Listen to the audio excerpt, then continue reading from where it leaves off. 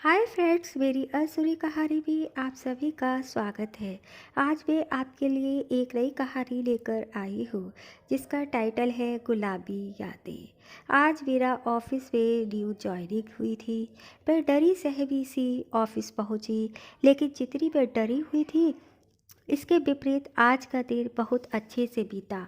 Office में सभी लोग बहुत अच्छे थे। ऑफिस जाते जाते मुझे आज 1 महीना हो गया था। ऑफिस में वैसे तो सभी लोग बहुत अच्छे और हेल्पफुल थे, पर वहाँ नेहा सबसे अलग थी। वह किसी से ज़्यादा बात नहीं करती थी।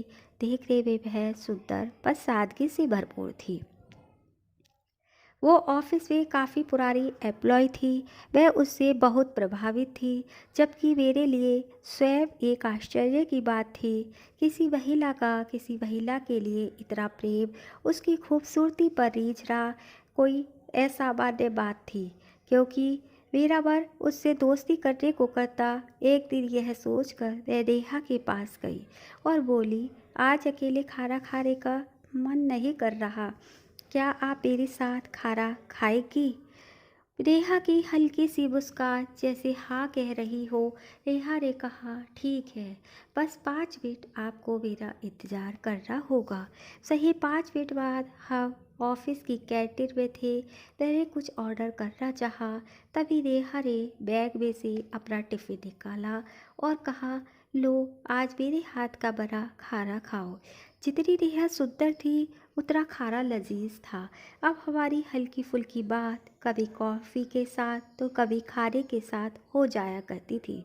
पर मुझे एक बात आश्चर्य करती थी कि नेहा हमेशा गुलाबी रंग के कपड़े ही पहनती थी, चाहे वो हल्का गुलाबी रंग हो या डार्क, सूती हो या रेशमी साड़ी हो या सूट, कोई ड्रेस हो या कुछ भी, पर उसका रंग होता गुलाबी ही था।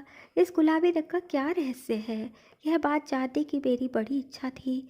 यह बात पूछने की मैंने कई बार कोशिश भी की, पर हर बार रुक जाती। एक दिन मैंने नेहा से मार्केट चलने के लिए कहा और वो तैयार भी हो गई, क्योंकि आज मौसम भी अच्छा था और ऑफिस में भी लोग कम थे। हमने अपना जल्दी जल्दी काम ख़त्म कर ऑफिस से निकले और अब हम एक मॉल में थे। मैंने नेहा से एक साड़ी पसंद करने को कहा। नेहा ने हल्की आसमानी साड़ी मेरे लिए पसंद की, जो बेहद खूबसूरत थी। जब मैंने वो साड़ी पहनी तो सबको बहुत पसंद आई। अब मेरे आश्चर्य का ठिकाना न था कि हमेशा गुलाबी रंग पहनने वाली कोई और कलर भी पसंद आ सकता है। और मेरी उत्सुकता अब इस राज को जानने की बढ़ती जा रही थी। कुछ दिन बाद ही हमारे ऑफिस में सुरेश की बहन की शादी थी, जिसमें पूरा स्टाफ इनवाइट था। क्योंकि शादी लड़की की थी तो हम सब तैयार थे। शादी दूसरे शहर में थी। हम दोनों ने एक साथ जाने का प्लान बनाया। हमने एक गाड़ी बुक कर ली थी, क्योंकि हमें सुबह 7 बजे निकलना था, तो 6 बजे मेरे घर आ गई। नेहा को आज भी गुलाबी साड़ी में देखकर मैं चौंक गई।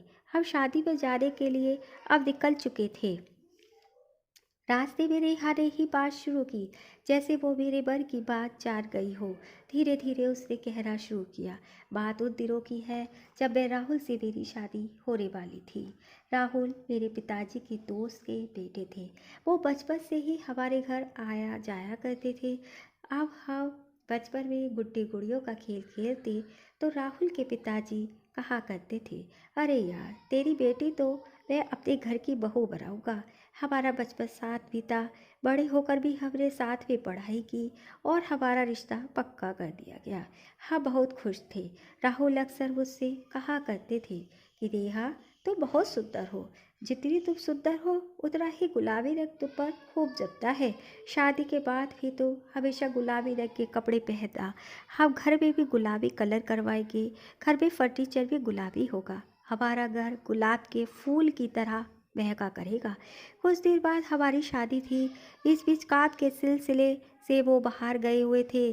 शादी से 2 दिन पहले उन्होंने मुझे एक गुलाबी रंग की साड़ी भिजवाई और कहा, इसे पहनकर एयरपोर्ट पर तो मुझे लेने आना। अगले दिन उन्हें आना था। मैं बहुत खुश थी, पर भगवान को शायद ये मंजूर न था। जिस प्लेन से वो आने वाले थे वो क्रैश हो गया और उनका कहीं पता न चला। इस दुर्घटना को सुनकर पिताजी को अटैक आया और उनका देहांत हो गया। अब घर की सारी जिम्मेदारी मेरे ऊपर थी। मैंने नौकरी करने की सोची और घर में छोटे भाई बहनों का ध्यान रखा, पर मेरी शादी नहीं की। आज भी मैं उनकी यादों के सहारे जी रही हूँ। जब भी मैं ये कलर पहनती हूँ तो मुझे एक अलग सी हिम्मत मिलती है और ऐसा लगता है कि वो मेरे साथ है। दोस्तों, फिर मिलेंगे एक नई कहानी के साथ।